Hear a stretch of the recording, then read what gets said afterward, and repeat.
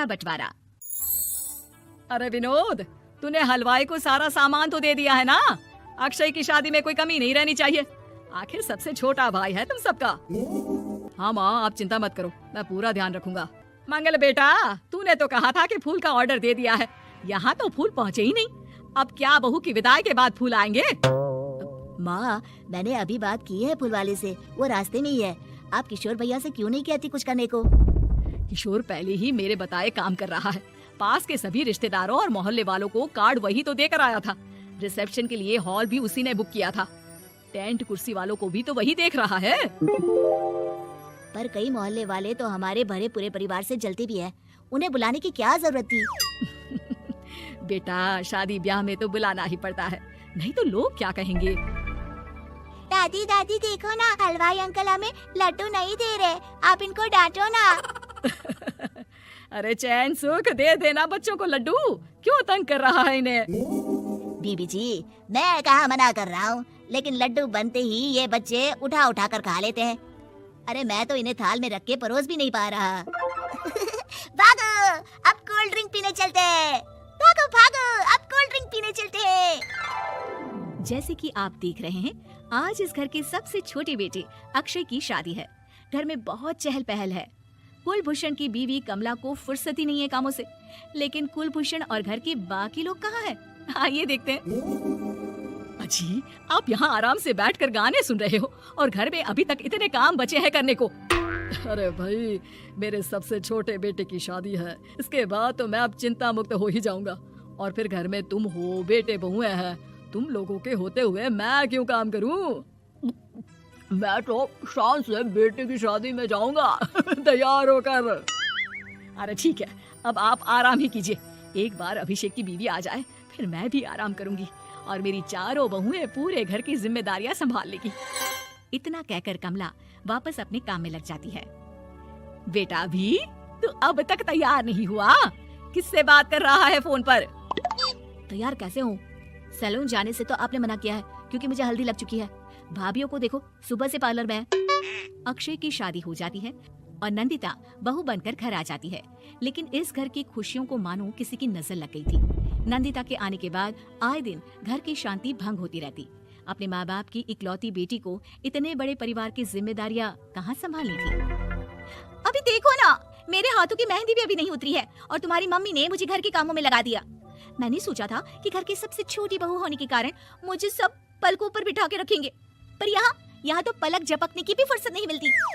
देखो नंदू, शादी के पहले ही मेरे घर वालों ने तुम्हें और तुम्हारे पेरेंट्स को बता दिया था कि मैं जॉइंट फैमिली में रहता हूँ, तो फिर अब ये शिकायत क्यों?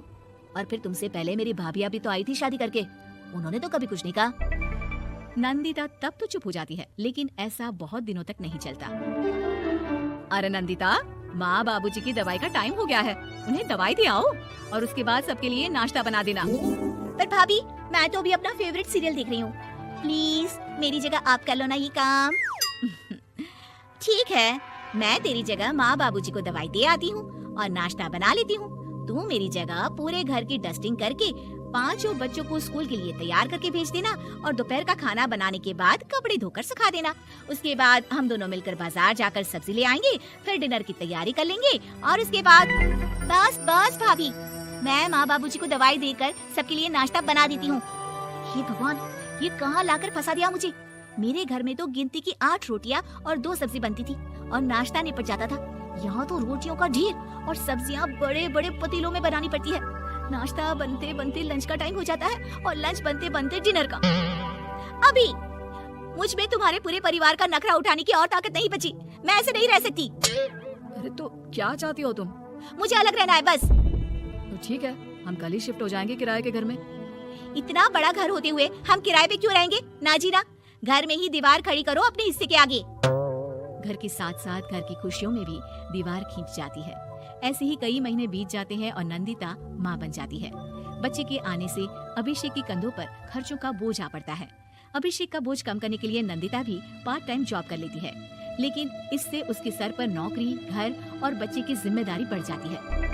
नंदिता, ये क्या है? तुमने घर भी ठीक से साफ नहीं किया, ना ही मेरे कपड़े धुले हैं। चिंटू के बाल भी कटवाने जाना था, देखो उसके बाल कितने बढ़ गए हैं। अरे करती क्या हो पूरा दिन तुम? मैं करती क्या हूँ? तुम्हारा नाश्ता और लंच बनाने के बाद चिंटू को डे केयर सेंटर पर छोड़ कर आती हूँ, फिर खुद ऑफिस जाती हूँ। पूरा दिन काम करके आने के बाद बिना आराम किए बाजार से सब्जियाँ लेकर आती हूँ, घर आकर खाना बनाती हूँ, चिंटू को देखती हूँ, और क्या करूँ मैं? तो किसने कहा था अपने सर पर इतने काम लेने को? मत जाओ ऑफिस। ऑफिस जाए बिना घर के खर्चे कहाँ से पूरे होंगे? चिंटू की डे केयर का खर्च, उसके लिए बेबी फूड का खर्च, प्रेस वाली का खर्च, ये सब तुम्हारी सैलरी से होता नहीं है। अगर परिवार से अलग नहीं होती तो इतनी मुसीबतें नहीं उठानी पड़ती तुम्हें परिवार के साथ मिलकर काम करने में दिक्कत थी, लेकिन काम तो अब भी बहुत है तुम्हारे सर पर। चिंटू को भी डे केयर भेजने की जरूरत नहीं पड़ती। उसको गोद में खिलाने के लिए दादा दादी और घर के सभी बड़े होते। उसके साथ खेलने के लिए उसके भाई बहन भी होते। मेरे तीनों बड़े भाइयों के बच्चे भी बड़े हुए हैं, लेकिन बिना महंगा बेबी फूड खाए, क्योंकि मेरी माँ और भाभियाँ बहुत अच्छे से जानती है कि बच्चे को क्या खिलाना चाहिए। बिजली के बिल जैसे खर्चे भी सब मिलकर बांट लेते थे, लेकिन तुम्हें तो सबसे अलग रहने में ही मजा आता है, तो अब शिकायत क्यों करती हो? बस करो अभिषेक, बस करो। मैं मानती हूँ कि मैं गलत थी। मेरे एक गलत फैसले ने हमें बिल्कुल अकेला कर दिया है सबसे। एक घर में होते हुए भी हम बाकी परिवार से अजनबियों की तरह रह रहे हैं। अभिषेक और नंदिता की सारी बातें घर के बाकी लोगों को सुनाई दे रही थी। तभी कमला बोल पड़ती है, अरे नंदिता बहू, किसने कहा कि तुम अकेले हो? तुम्हारा इतना भरा पूरा परिवार है ना तुम्हारे साथ। हम तो बस ये चाहते थे कि तुम अपनी गलती समझ जाओ। अगर हम तुम्हें समझाते तो शायद तुम ना समझती, लेकिन अपनी गलती का एहसास तुम्हें खुद हो गया है, तो अब तुम समझ चुकी हो परिवार में एक साथ रहने का मोल क्या होता है। मम्मी जी, मुझे माफ कर दीजिए, अब ऐसा दोबारा कभी नहीं होगा। अरे माफी बाद में, पहले मेरा पोता जरा मेरी गोद में तो दे, और तू जाकर सबके लिए चाय बना ला।